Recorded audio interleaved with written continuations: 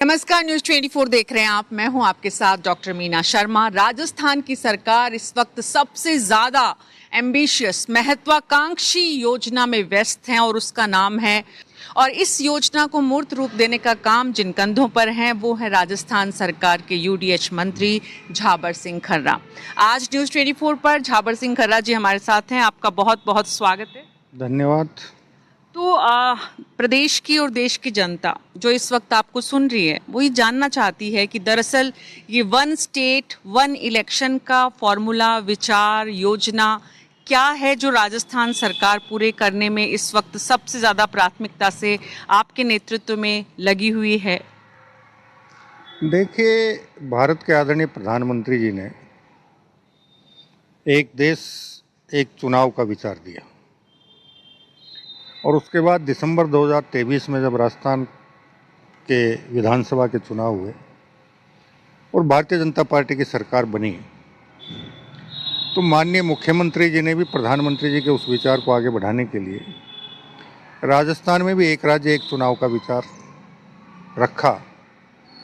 और उसके अंतर्गत चूँकि हमारे नगर निकायों का जो प्रकरण था उसमें लगभग 4-5 चरणों में पिछले शासन के समय चुनाव हुए थे, और ये माना जाता है कि जब भी चुनाव होते हैं कुछ दिन पहले आचार संहिता लगती है, विकास कार्यों में रुकावट आ जाती है और विकास गति नहीं पकड़ पाता है।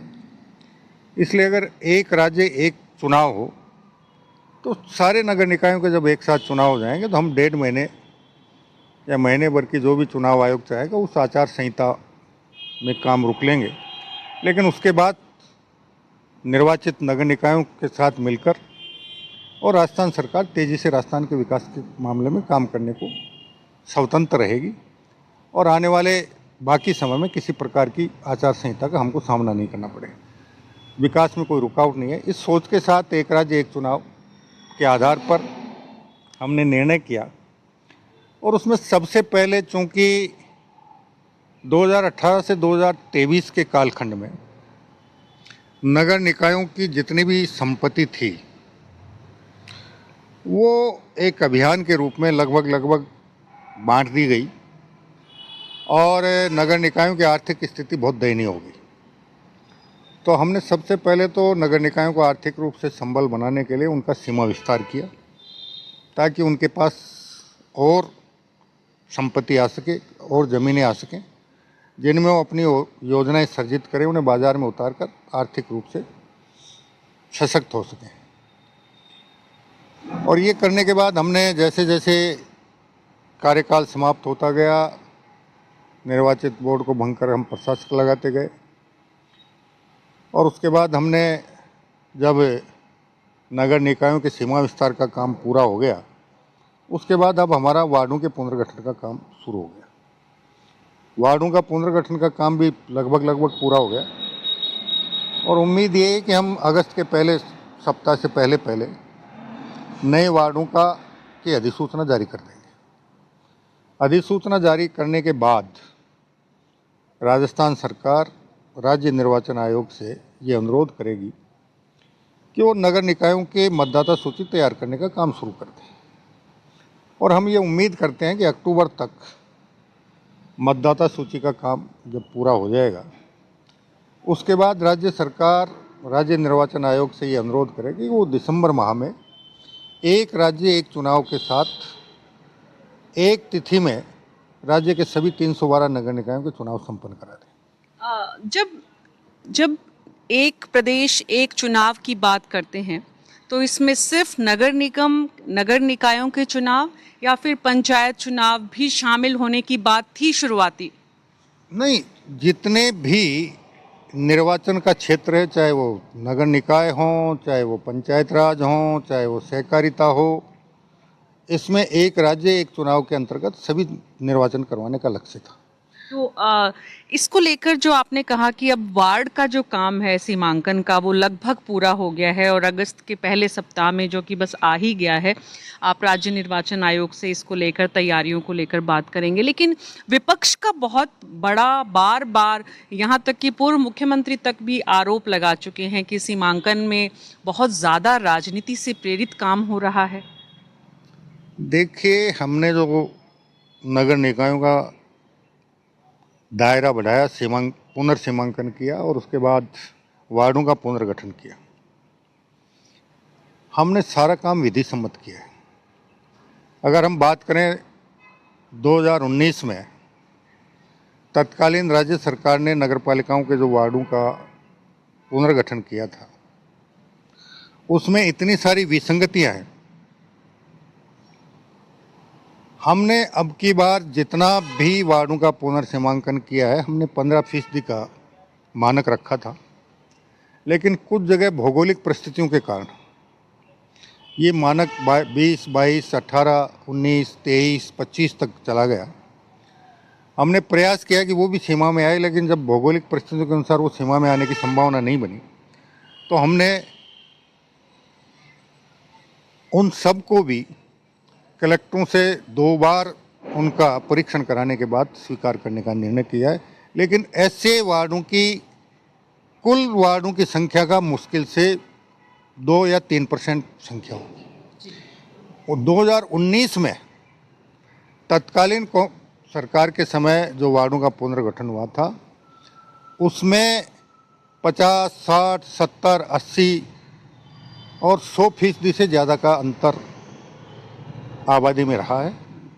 हमारे यहाँ लगभग 15 से 25-26% के बीच में सारे वार्ड बने, जिनमें से 5% को छोड़कर सारे 15% के दायरे में बने। जी, तो जब आप देश में राजनीति चर्चा इस वक्त सबसे ज़्यादा एक प्रदेश एक चुनाव के रूप में जो तैयारियां चल रही हैं उसको लेकर करते हैं, आप खुद यूडीएच मंत्री के रूप में जब अपने आप को इस काम के सबसे जिम्मेदार प्रमुख के रूप में, मुखिया के रूप में देखते हैं, आप खुद कितनी संतुष्टि महसूस कर रहे हैं कि आप इस तरफ जा रहे हैं, व्यक्तिगत रूप से अगर आप कहें?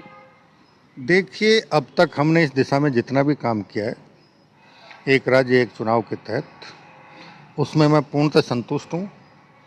और मेरी पूर्णतः आत्मसंतुष्टि उस दिन हो जाएगी जब हम दिसंबर 2025 में राज्य के सभी नगर निकायों के चुनाव एक साथ संपन्न करवाने में सफलता प्राप्त कर लेंगे। झाबर सिंह खर्रा जी, जब ये बात आती है कि चुनावों की तैयारियों में आप लोग, एक युवा वर्ग है जिसको सबसे ज़्यादा इस वक्त चुनावों के इंतज़ार है विश्वविद्यालयों के, उस पर कोई स्पष्टता क्यों नहीं हो पा रही? आपने कभी मुख्यमंत्री जी से बात की? हालांकि विभाग आपका नहीं है, लेकिन विषय जुड़ा हुआ है आपसे।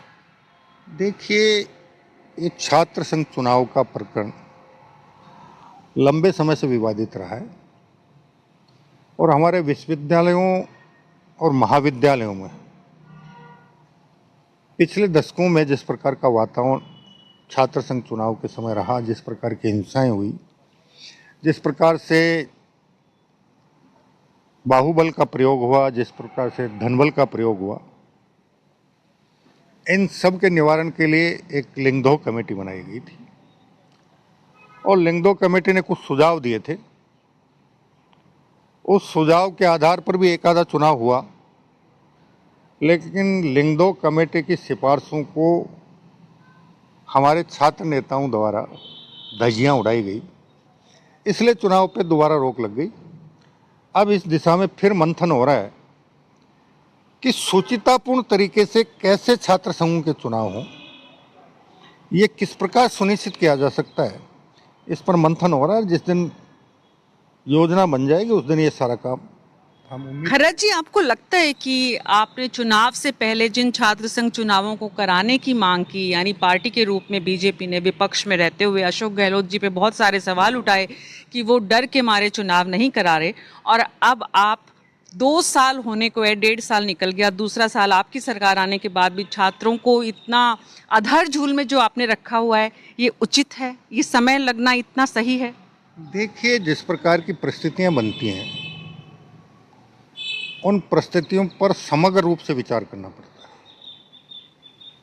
अगर हमारे लोकतंत्र का मूल आधार ये माना गया था कि हम हमारे विद्यालय, महाविद्यालय और विश्वविद्यालय स्तर से हमारी युवा पीढ़ी को लोकतंत्र समझे, निर्वाचन प्रक्रिया क्या होती है, लोकतंत्र क्या होता है, वो इन चुनावों के माध्यम से वो जानकारी ले, इसके लिए इन चुनावों का प्रबंधन किया गया था।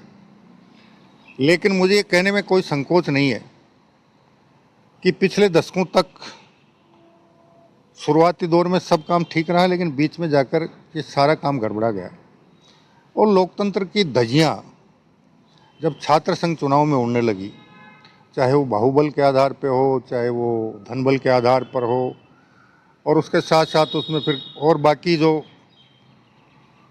दो साने शुरू हुए, इसी के निवारण के लिए लिंग दो कमेटी बनी थी। लिंग दो कमेटी ने लंबे विचार विमर्श के बाद अपनी कोई रिपोर्ट दी और उस रिपोर्ट को लागू करने का प्रयास हुआ, लेकिन उसके बाद भी हमारा युवा वर्ग अगर उसको स्वीकार नहीं करे और उसके अनुरूप, उसके अनुकूल शालीन आचरण के साथ छात्र संघों के चुनाव संपन्न करवाने में रुचि नहीं रखे, तो सरकार को कई विषयों पर सोचना पड़ता है और उसी दिशा में काम चल रहा है। जिस दिन सरकार इस बारे में पूरी तरह पुख्ता हो जाएगी कि हमारा युवा वर्ग पूर्ण शालीनता के साथ छात्र संघ चुनाव कराने की मानसिकता बना चुका है, उस दिन निश्चित रूप से चुनाव होंगे। तो युवा नेता लोग जो इस कार्यक्रम को देख रहे हैं न्यूज़ 24 पर, वो ज़रूर सुने राजस्थान के यूडीएच मंत्री का क्या कहना है कि छात्र जो नेता हैं वो कम से कम अपने आप को छात्र चुनावों के लिए पहले तैयार करें। शुचिता जो होनी चाहिए राजनीति की, वो अब छात्र संघों से कहीं दूर हो गई है और इसलिए छात्र संघ चुनाव राजस्थान में नहीं हो रहे हैं। लेकिन छात्रों का आरोप ये भी है कि सरकार नगर निगमों के जो चुनाव हैं उनकी तैयारी में डर रही है और इसलिए चुनाव नहीं करा रही कि अगर छात्र संघ चुनावों में आपके जो जुड़ा हुआ बीजेपी का जो एबीवीपी है, अगर उसकी हार होती है तो आपके निकायों के चुनाव पे उसका नकारात्मक असर पड़ेगा। ये डर है जिसकी वजह से आप चुनाव नहीं करा रहे, छात्र नेताओं के ये आरोप हैं। देखिए, भारतीय लोकतंत्र को समझने के लिए आपको भारतीय लोकतंत्र में मतदाताओं की जितने उम्र के हिसाब से श्रेणी है, हमारा युवा वर्ग है, हमारा प्रौढ़ वर्ग है, उससे पहले हमारा किशोर वर्ग है जो 18 साल की उम्र में मतदाता बन जाता है, और उसके बाद बुजुर्ग श्रेणी के मतदाता। सबकी मानसिकता चुनाव के समय अलग अलग होती है और किसी पर भी एक दूसरे का ज़्यादा प्रभाव नहीं आता। हमारा बुजुर्ग मतदाता है जो सीनियर सिटीजन कहलाता है, उसकी सोच चुनाव के समय अलग रहती है, लोकतंत्र के प्रति उनका भाव अलग है। हमारा जो प्रौढ़ वर्ग है 45 से 60 साल वाला, उसकी लोकतंत्र के प्रति सोच और मतदान के प्रति अपनी वो अलग सोच रखते हैं। हमारा युवा वर्ग है 25 से 45 साल वाला, उसकी सोच अलग है, और हमारा जो किशोर वर्ग है 18 से 25 वाला, उसकी सोच अलग है। और सब अपने अपने आचार विचार के आधार पर मतदान करते हैं, किसी पे किसी का ज़्यादा असर नहीं आता। इसलिए अगर कोई अब ये भ्रम पाल बैठे कि हमारी वजह से ये हो गया, हमारी वजह से ये हो गया, तो ये तो अपना अपना सोच है, उसके बारे में मुझे कोई बहुत ज़्यादा नहीं। आप तो अपनी साफ गोई के लिए जाने जाने वाले राजस्थान की सरकार के मंत्रियों में से एक हैं। आप भी स्पष्टता से छात्रों को संतुष्ट नहीं कर पा रहे हैं कि दरअसल चुनाव क्यों नहीं करा पा रहे हैं आप, क्योंकि सत्ता में आने से पहले आप लोगों की भाषा कुछ और सत्ता में आने के बाद एकदम कुछ और हो जाती है। कि किसी भी प्रकार के चुनाव हो, किसी भी स्तर के राजनेता हो, उनको निश्चित रूप से लोकतंत्र की शुचिता का पालन करना चाहिए। जी यूडीएच मंत्री के रूप में जब आप छात्रों को ये कहते हैं कि छात्र संघ चुनाव होने का कारण निकायों के चुनाव का डर नहीं है, बल्कि छात्र खुद हैं उसके लिए जिम्मेदार। हम नगर निगमों की बात पर आते हैं, जहां पर जयपुर में 2 नगर निगमों को अब मिलाकर वापस एक करने की तैयारी की जा रही है, जोधपुर में भी वही। तो ये जो वापस पीछे जाने का सिलसिला क्यों, आगे बढ़ने का लोकतंत्र में सिलसिला होता है, आप पीछे क्यों जाना चाह रहे हैं? 2 होने के नुकसान क्या है? देखिए, जयपुर, जोधपुर और कोटा, 3 जगह गत सरकार ने 2-2 नगर निकाय बनाए। जयपुर की आबादी 35 लाख, कोटा की आबादी 5-5.5 लाख, और यही लगभग आबादी है आपके जोधपुर की। बॉम्बे की आबादी 3 करोड़ से ऊपर है, और बॉम्बे में एक बृहत्तर महानगर पालिका है, और वो मेरे हिसाब से 3 करोड़ की जनता की बहुत बेहतर तरीके से सेवा कर पा रही है। तो जब 3 करोड़ की आबादी पर एक बृहत्तर महानगर पालिका बेहतर तरीके से काम कर रही है, तो 5.5 लाख, 5 लाख, 6 लाख की जनसंख्या पर 2 नगर निकायों की आवश्यकता कहाँ पड़ी? तो नुकसान क्या है 2 नगर निगम होने से? जयपुर जैसे हेरिटेज शहर में जहां इतना दुनिया भर के पर्यटक आते हैं, इतनी बड़ी संख्या में आते हैं, इससे नुकसान क्या हो रहा है और एक होने से फायदा क्या होगा? देखिए, 2 नगर निगम होना या किसी भी शहर की व्यवस्था को 2 संस्थाओं को सौंपना, उसमें आपसी समन्वय नहीं बन पाता है। आज हमारे देश में जो सबसे बड़ी समस्या है, हम शहरों की बात कर रहे हैं, हम महानगरों की बात कर रहे हैं। अगर हमारे नगर निकाय, हमारा सार्वजनिक निर्माण विभाग, हमारा दूरसंचार विभाग, ये जिन जिन का भी काम पड़ता है, उनमें समन्वय के अभाव के कारण एक एजेंसी किसी नए निर्माण कार्य को करती है, वो पूरे हुए 6 महीने नहीं हुए, इतने में कभी बिजली वाले खोद देते हैं, कभी टेलीफोन वाले खोद देते हैं, कभी पीडब्ल्यूडी वाले कुछ कर देते हैं, कभी पीएचडी वाले खोद के छोड़ देते हैं। अब 2 निकाय होने से समन्वय की कमी रही। एक नगर निकाय होगा तो हमारा आगे प्रयास ये भी है कि इन विभागों का समन्वय बना रहे। जब भी कोई वो काम करें, उससे पहले सारे विभागों की सामूहिक बैठक हो और उसमें ये बात चले कि हम ये काम करने जा रहे हैं, आपकी आने वाले 2 साल में अगर इस क्षेत्र में कोई और काम करने की योजना हो तो आप अभी से सूचित कर दें, ताकि उसके लिए हम व्यवस्था कर दें, ताकि बाद में उस निर्माण को तोड़ने की आवश्यकता नहीं पड़े। जब समन्वय की बात आती है तो कांग्रेस सरकार का धारीवाल जी का कार्यकाल भी याद आता है। लगातार मेयर के साथ रिश्ते पिछली सरकार के जितनी विवादों में रहे, इस सरकार के आने के बाद भी कुछ कुछ शुरुआती दिनों में देखने को मिले। हर 2 महीने बाद मेयर का एक्सटेंशन 2 महीने के लिए होता है। ये कैसा लगता है जब आप स्थानीय स्वायत्तता की बात करते हैं और इस तरह मेयर 2-2 महीने की, जिसको कहते हैं कि दुआ पर काम करे? देखिए, हमारी सरकार बनने के बाद जैसे जैसे शिकायतें आई, हमने शिकायतों की जांच करवाई, और जांच में कोई भी जनप्रतिनिधि दोषी पाया गया, हमने सबसे पहले उसको स्पष्टीकरण नोटिस जारी किया, सुनवाई का अवसर दिया है, और अगर वो संतोषजनक जवाब नहीं दे पाया, उसके बाद उसे निलंबित किया गया। अब निलंबित करने के बाद हमें कार्यवाहक चेयरपर्सन नियुक्त करने का प्रकरण आता है, और हमारा वर्तमान एक्ट ये कहता है कि हम 60 दिन के लिए चेयरपर्सन नियुक्त कर सकते हैं। नगर पालिका हो तो अध्यक्ष, नगर परिषद हो तो सभापति, और नगर निगम हो तो मेयर। और कानून में यही प्रावधान है कि हम प्रथम बार 60 दिन के लिए नियुक्ति करेंगे। इस बीच अगर आवश्यकता पड़ेगी तो फिर आगे उसका कार्यकाल बढ़ाया जा सकता है, इसलिए हमको 60-60 दिन का कार्यकाल बढ़ाना पड़ रहा है। अच्छा, मेयर को लेकर जो डायरेक्ट चुनाव है, उसको लेकर भी स्पष्टता कि इस बार मेयर का चुनाव डायरेक्ट होगा या फिर? देखिए, अब ये जब हमने जो काम किया है नगर निकायों के पुनर्सीमांकन का और वार्डों के पुनर्गठन का, ये काम जब अगस्त के पहले सप्ताह में पूरा हो जाएगा, और उसके बाद जब हम राज्य निर्वाचन आयोग से मतदाता सूची निर्माण करने के लिए अनुरोध करेंगे, तो हमारे पास 2 महीने का समय बचेगा। उस 2 महीने के समय में हम इस बारे में विचार करेंगे, मंथन करेंगे, सभी जनप्रतिनिधियों से भी विचार करेंगे, मुख्यमंत्री जी के साथ भी बात करेंगे, अधिकारियों से भी करेंगे, और उसके बाद निर्णय करेंगे कि चुनाव का स्वरूप कैसा हो। अभी जो निर्वाचन का मॉडल चल रहा है उसी पे हम निर्वाचन कराएं या फिर सीधे चुनाव करवाएं। सीधे चुनाव में एक समस्या आती है, जैसे गत बार एक बार यहाँ नगर निकायों के निर्वाचन का सीधा निर्वाचन हुआ।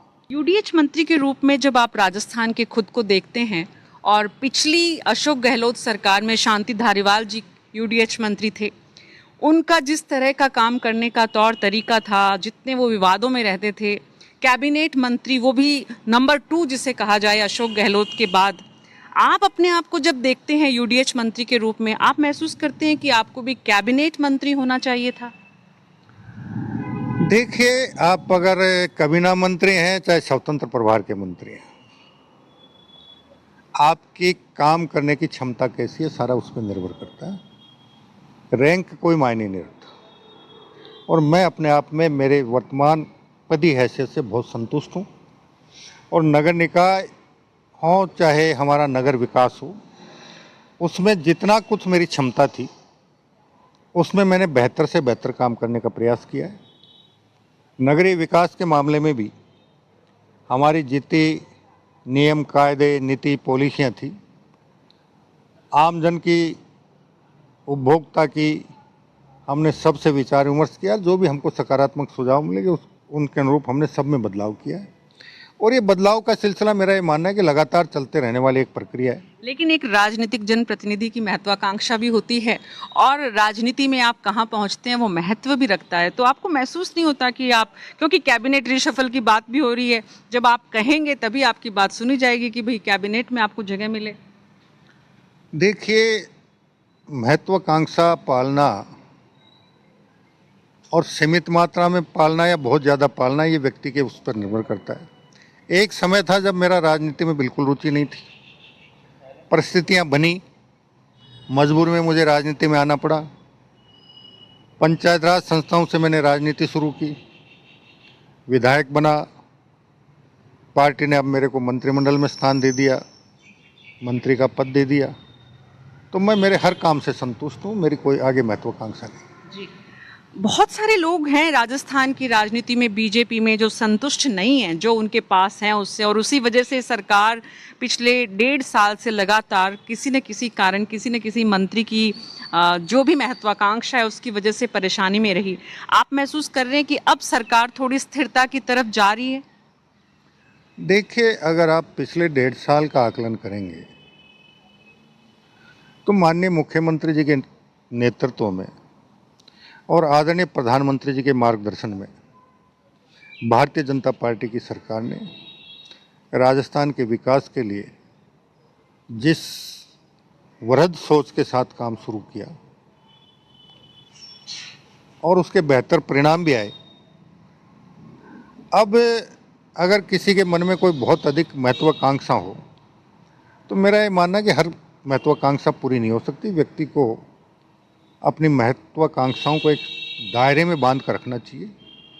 अनावश्यक महत्वाकांक्षा पालना मेरे विचार में किसी के लिए भी उचित नहीं है। जी, राजस्थान के मुख्यमंत्री भजनलाल शर्मा के बारे में जो उनकी कार्यशैली है, उनका 1.5 साल का कार्यकाल है, आप अपने सहकर्मी के रूप में और अपने लीडर के रूप में कैसे देखते हैं उन्हें? कितना सफल पाते हैं? कहाँ कमी रह रही है?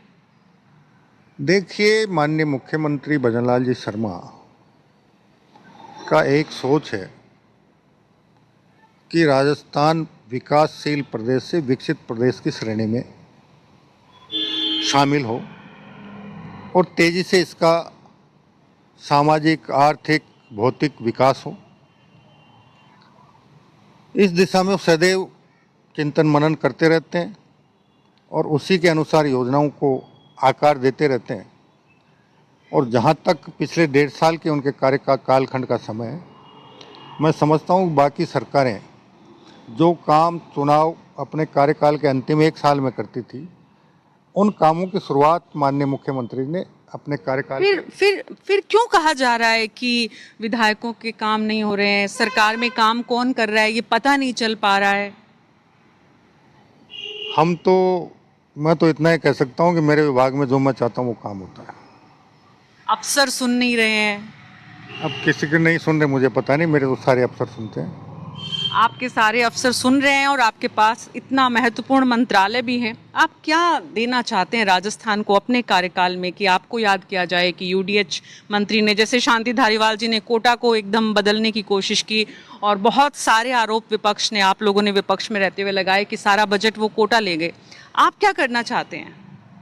देखिए, ये एक विषय इतना लंबा है, अगर इस पे मैं विचार प्रकट करना शुरू करूँगा तो बहुत लंबा समय लगेगा। स्थान विशेष कोई महत्व नहीं रखता है। मंत्री के रूप में पूरे प्रदेश को के नगर निकायों को, पूरे प्रदेश के शहरी क्षेत्रों को समस्या मुक्त करना और विकसित करना मेरा दायित्व है।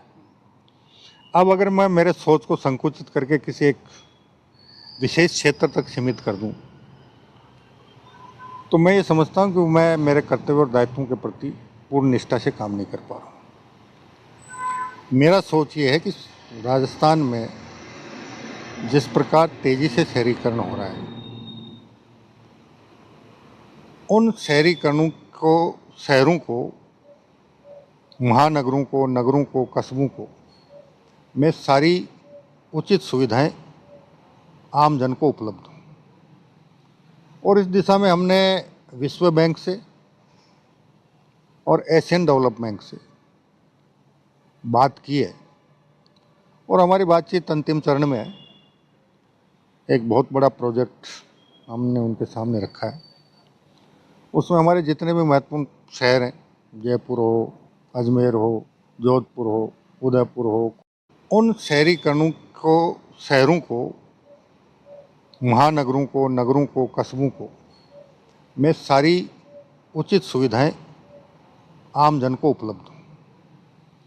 और इस दिशा में हमने विश्व बैंक से और एशियन डेवलपमेंट बैंक से बात की है और हमारी बातचीत अंतिम चरण में है। एक बहुत बड़ा प्रोजेक्ट हमने उनके सामने रखा है। उसमें हमारे जितने भी महत्वपूर्ण शहर हैं, जयपुर हो, अजमेर हो, जोधपुर हो, उदयपुर हो, कोटा हो, बीकानेर हो, भरतपुर हो, इनमें सभी समुचित सुविधाएं उपलब्ध हों और इसके साथ साथ इनके 60, 70, 80 किलोमीटर के दायरे में जो छोटे कस्बे हैं, जहाँ से लोग बाग चाहे निजी क्षेत्र की सेवा में आ रहे हैं, चाहे व्यापार के लिए आ रहे हैं, चाहे मजदूरी के लिए आ रहे हैं, उनके लिए भी हम उनके गृह क्षेत्र को एक सैटेलाइट टाउन के रूप में विकसित करें और वहाँ से महानगर तक समुचित यातायात की व्यवस्था हो, जिसमें वो सुबह अपने घर से खाना खाकर निकले और दिन भर यहाँ, चाहे वो नौकरी पे आए, चाहे मजदूरी पे आए, चाहे अपने व्यापार पे आए, करके और समाप्ति पर वापस अपने घर पर पहुंचकर सुकून के साथ, परिवार के साथ बैठकर खाना खाकर जी, सुख की नींद सोए। इस दिशा का एक प्रोजेक्ट हमने बनाया जो अभी हमारा विश्व बैंक और एशियन डेवलपमेंट बैंक के साथ चल रहा है। जब वो अंतिम चरण में आ जाएगा और स्वीकृत हो जाएगा, उसके बाद हम इस दिशा में आगे बढ़ेंगे। खर्रा जी, जब आप विश्व बैंक और एशियन बैंक की बात करते हैं तो राजस्थान बहुत बड़ा टूरिज्म का सेंटर है और जयपुर, जोधपुर, जिन शहरों का आपने जिक्र किया, खास करके उदयपुर, यहाँ पर जयपुर में हम देखते हैं इतनी ज़्यादा गंदगी जो है। टूरिज़्म यहाँ से आकर, टूरिस्ट यहाँ से आकर जो तस्वीर लेकर जाता है राजस्थान की, जयपुर की, आपको लगता है कि वो आपको कष्ट देती है, उसमें करेक्शन की ज़रूरत है? देखिए, मैं आपको याद दिलाना चाहूँगा, जब आदरणीय प्रधानमंत्री जी ने पहली बार लाल किले से देश की जनता को संबोधित करते हुए स्वच्छ भारत, स्वस्थ भारत का नारा दिया था, बहुत से लोगों ने उनके इस नारे का मजाक उड़ाया था।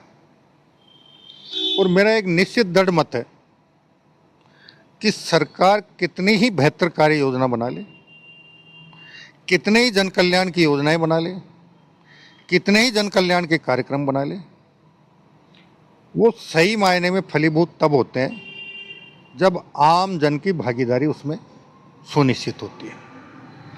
आप जिस विषय में बात कर रही हैं, मैं जयपुर के सभी नागरिकों से विशेष रूप से निवेदन करना चाहूँगा और बाकी शहरों के नागरिकों से भी विनम्र निवेदन करना चाहूँगा कि स्वच्छ भारत स्वस्थ भारत आप हर नागरिक के हित का नारा है।